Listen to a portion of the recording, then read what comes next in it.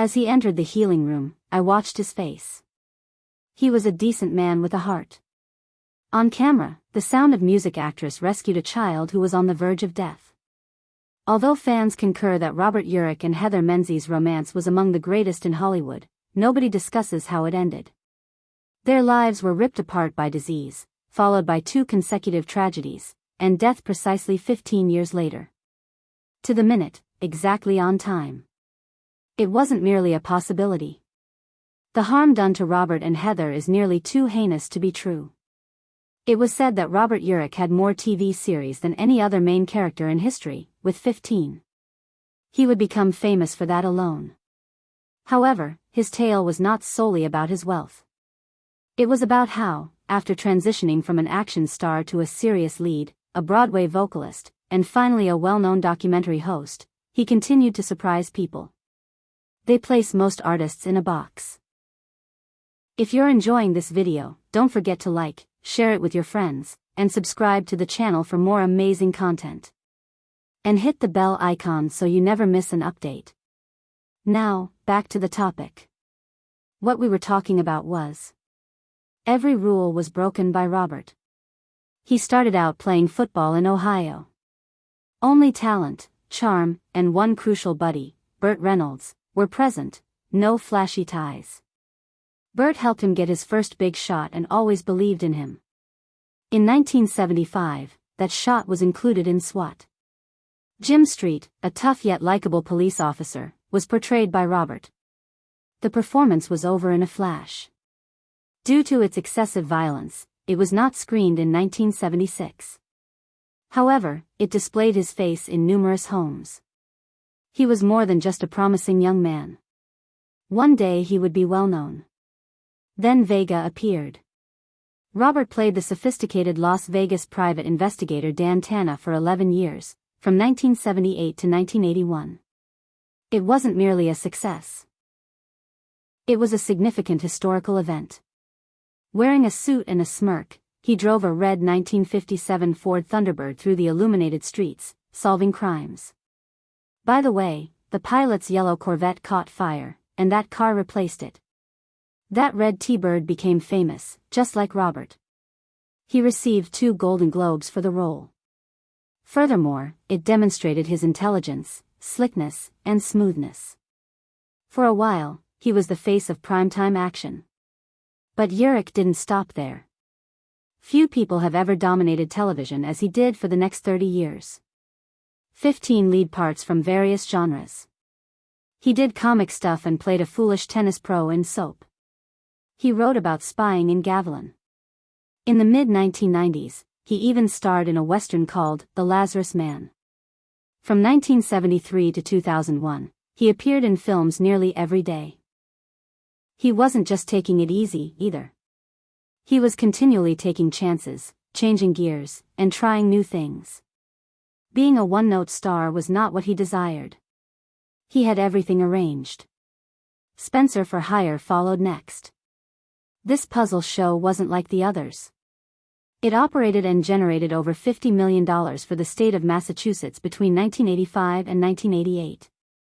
Spending that much money to film in Boston gave the show a genuine, unvarnished feel.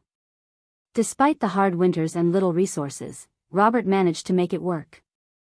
Working with Avery Brooks, who portrayed the rugged and enigmatic Hawk, was thrilling. The show didn't feature any gunfights or auto racing. Because it focused on virtue, justice, and doing the right thing even when it hurt, fans adored it. Later, in 4 made-for-TV films, he reprised his role as Spencer, demonstrating the popularity of both Robert and the character. But just when they believed they understood him, he did something unexpected. The National Geographic Explorer magazine adopted him as its face. From 1988 until 1995, when the show switched from TBS to CNBC to MSNBC, he served as its host. His voice was dubbed The Sound of Wonder, as he discussed ancient civilizations and deep-sea secrets. He wasn't just reading from a script, he truly meant it. His work as a narrator on U-Boat's Terror on Our Shores earned him an Emmy in 1992 and a Cable Ace Award in 1993. The On Assignment host's work won him another Cable Ace. These were not leisurely jobs. These were significant performances, and Robert demonstrated his versatility. Even if he had stopped there, he would still have been a hero. There was one more act, however. While still battling synovial cell sarcoma, an uncommon and deadly illness he had been battling since 1996, Robert made his Broadway debut in 2000. Between January 5 and February 13, he performed in Chicago as Billy Flynn. Although he had already performed the role on tour in Detroit and Washington, D.C., this was the major event. He performed admirably in the Schubert Theater. In addition to his performance, his ability to sing was a surprise to many. And there was another thing. His wife later claimed that he had a gleam in his eye when he took the stage. Despite his fatigue and chemotherapy, he was incredibly intelligent. On December 3, 1949, she was born in Toronto to Scottish parents who had fled Britain due to its poor condition following World War II. Her father was an artist who wanted to start again because he was struggling. However, hard work was what they discovered in Canada. They had nowhere to dwell, were impoverished, and were clinging to hope. Her difficult experience as an immigrant taught Heather something that Hollywood was unable to impart: grit. By the time she was 14, Heather had lived in 2 countries and 4 different locales. They were Southern California, Miami, London, and Vancouver. The family would move again after her dad's art company failed. Heather had to adjust to new languages, switch schools, and learn how to make friends fast. Although it was challenging, the instability helped her become adaptable. She was already capable of self-improvement, which would be useful later on. Then, at the age of 14, Heather, who had never performed before, attended a casting call. Her life would be affected. Many girls auditioned for The Sound of Music. Many of them had years of training, managers, and resumes. There was only one TV show on Heather's record that she had forgotten. However, she had something else. She was authentic. She was quite charming. She was immediately cast in the role of Louisa Von Trapp. For the shoot, it was more than just fancy singing in the Alps. The film nearly devolved into catastrophe because of one terrifying scene. In the process, the rowboat capsized. 5-year-old Kim Carth, who portrayed Little Gretel, was unable to swim. 3 times she fell. They were making records. Julie Andrews suffered a serious fall. Heather remained calm while the rest of the crew froze. She jumped in and saved Kim's life by pulling her up. Kim became ill after consuming so much water, and she has since developed a fear of it. However, what you see is real, and the incident was preserved in the film. Her co-star is saved by Heather. When The Sound of Music debuted in theaters on March 2, 1965, it was an immediate hit. It was the most successful film of all time by 1966 and took home 5 Oscars. It generated $286 million worldwide and sold 283 million tickets. In 29 countries, it dominated the box office. The peaceful child from an immigrant household, Heather Menzies, suddenly became well-known worldwide. She was only 15. However, Heather did not wish to be trapped in time like dear Louisa. She did something terrible in 1973. Tender Trap, a spread, featured her standing nude for Playboy. The moniker conveyed the message, even though it was a jest about her experience on Sound of Music. She was an adult now. People were taken aback. She portrayed a sweet child in a family film 8 years ago.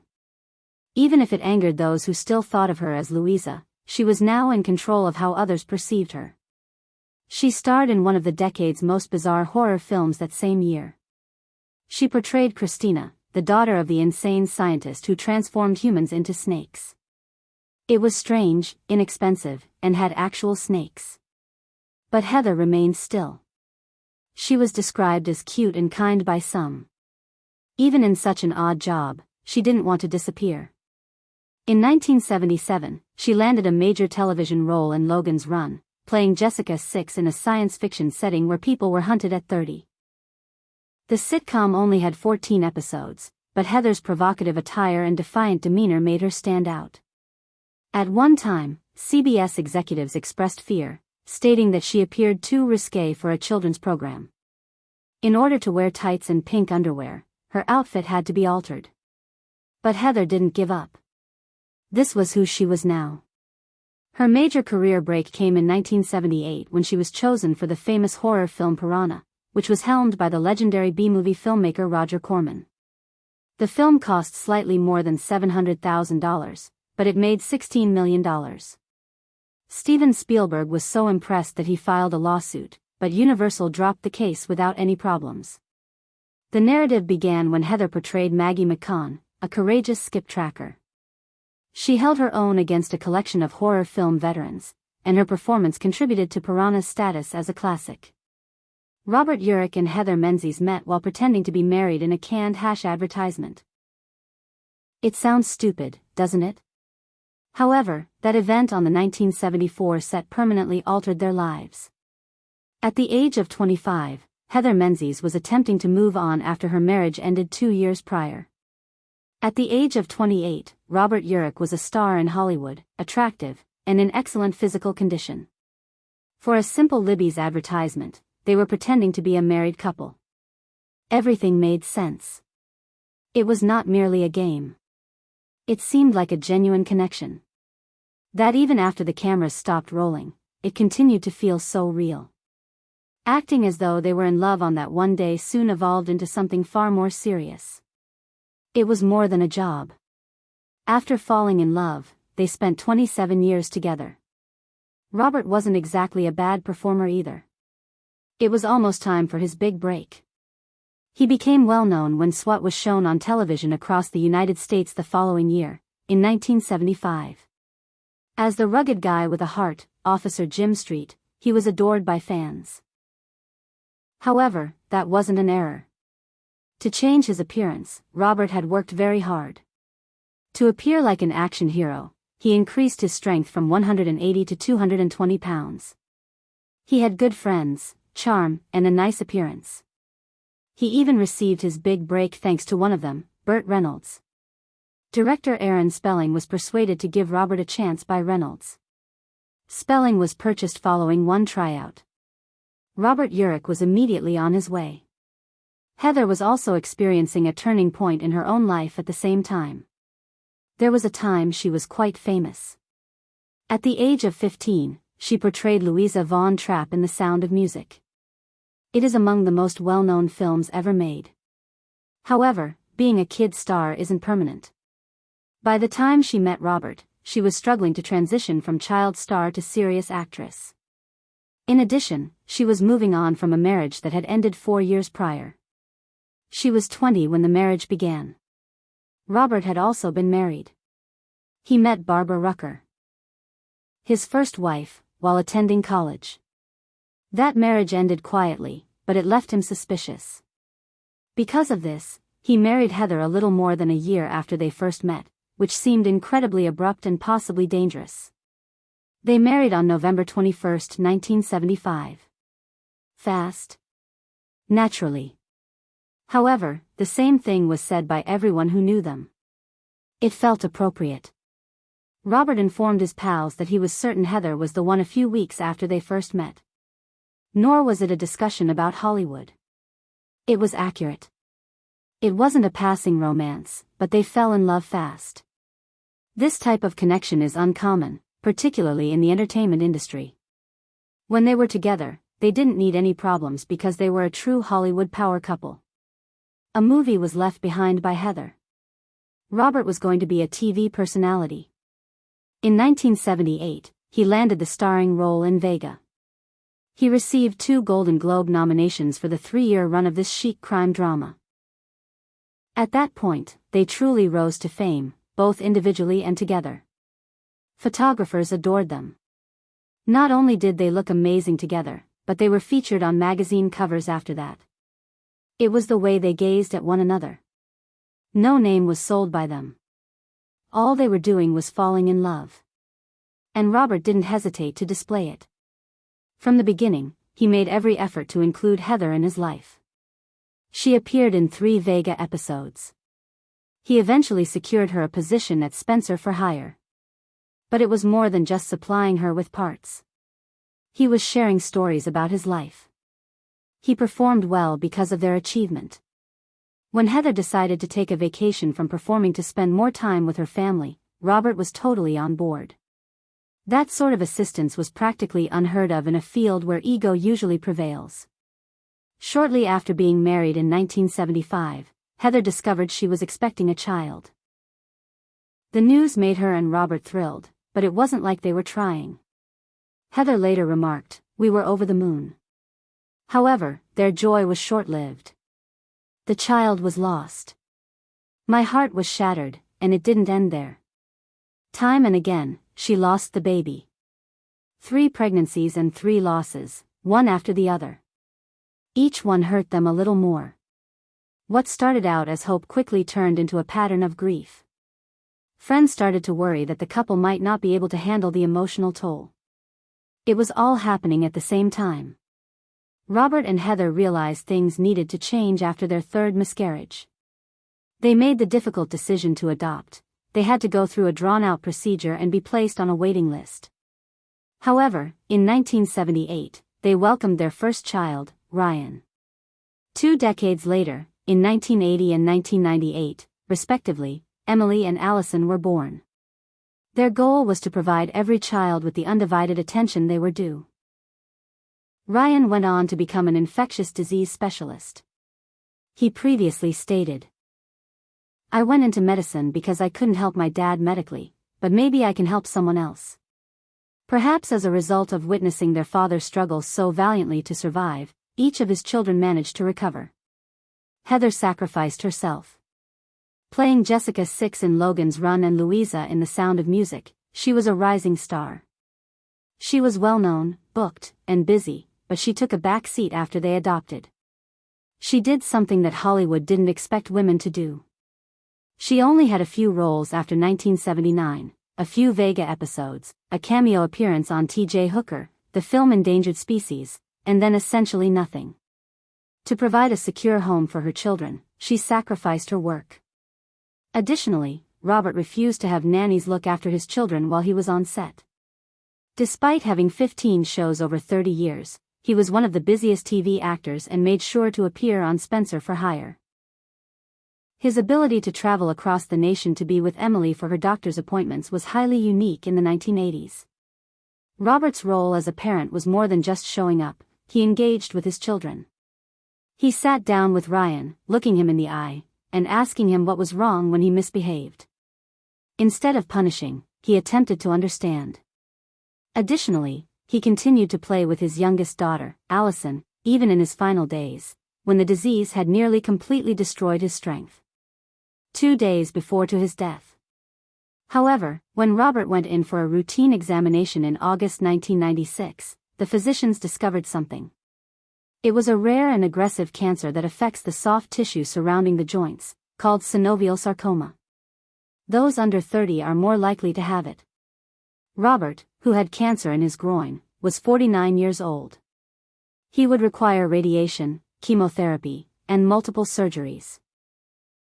He had just begun a new play called The Lazarus Man and was in the best physical condition of his life, so the timing couldn't have been worse.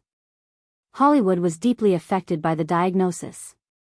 A second season of the show was already planned because it was doing well. However, Castle Rock Entertainment canceled it a few weeks after the announcement. Only 20 of the 22 episodes had broadcast, and 2 completed episodes were still sitting there, so nobody anticipated it. The cancellation was even more bizarre because TNT had already committed to renewing the show.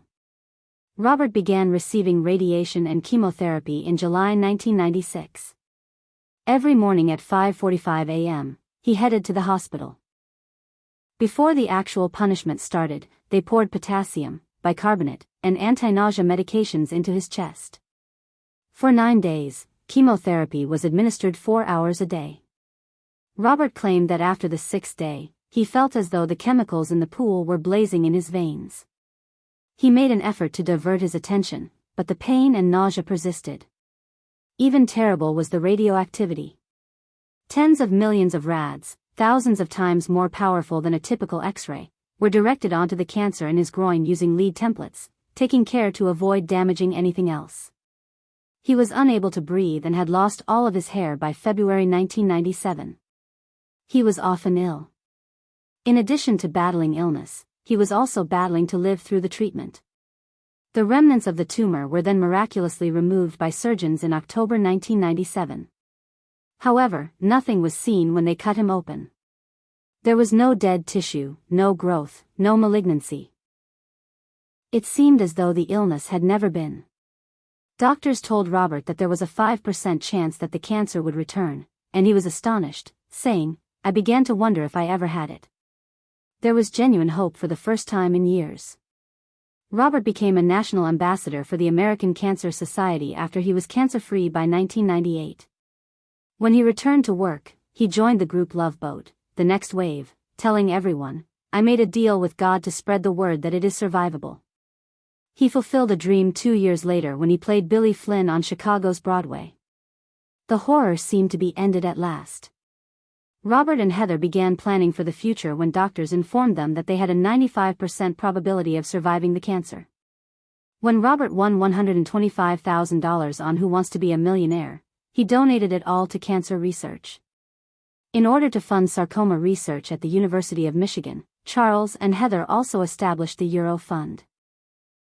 He even began writing his autobiography, An Extraordinary Life, and advised people nationwide to get examined early. For once, there was hope that the story might end well. However, it didn't. November 2001 saw the return of the cancer. There were new lumps.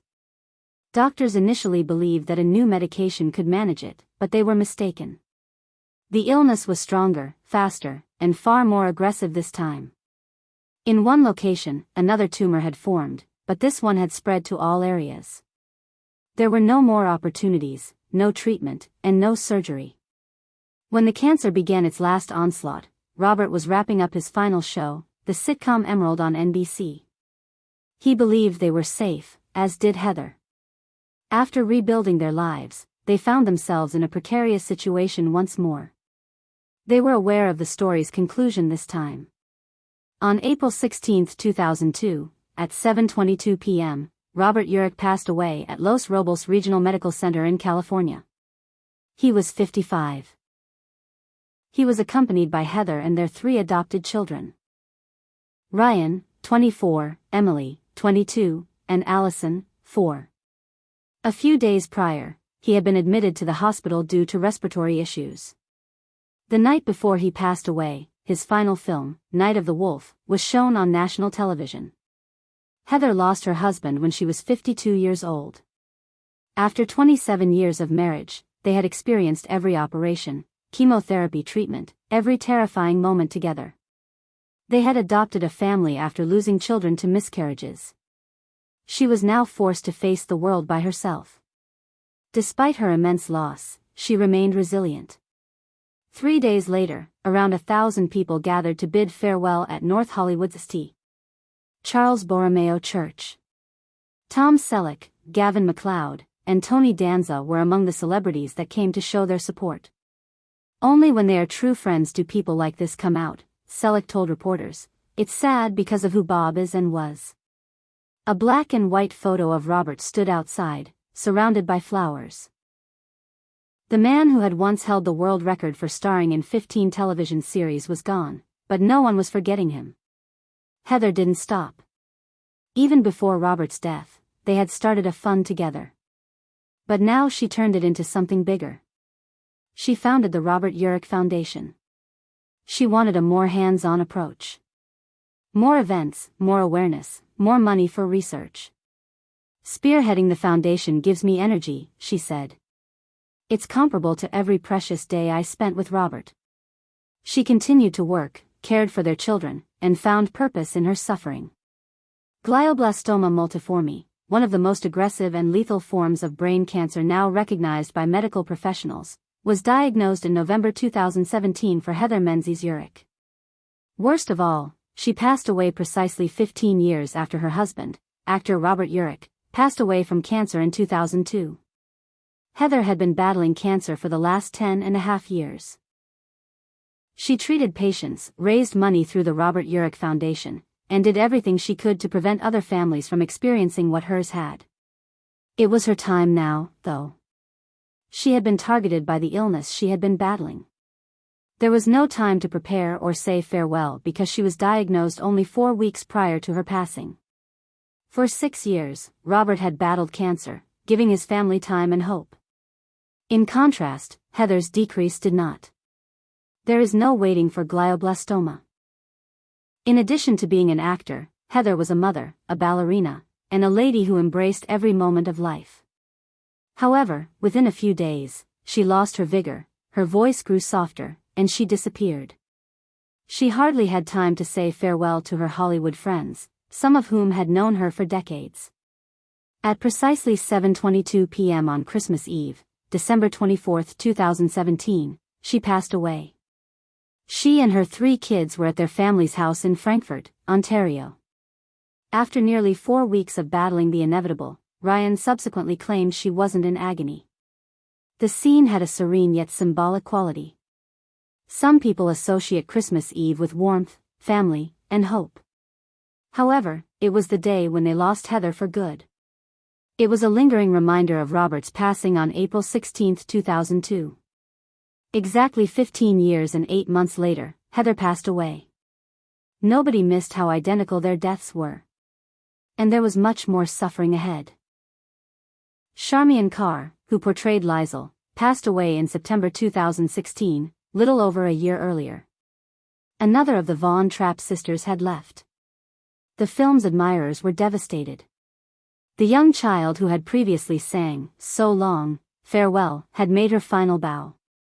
Ryan's statement was honest and very intimate. He not only stated that she had passed away, but he also provided the precise moment it occurred. According to him, his mother understood it was time to let go after leading a long and passionate life, but she wasn't in any agony. She made the decision to do so, and she passed away honorably and without fear or struggle. Additionally, Ryan made sure that everyone, not just Louisa Von Trapp, remembered who she truly was.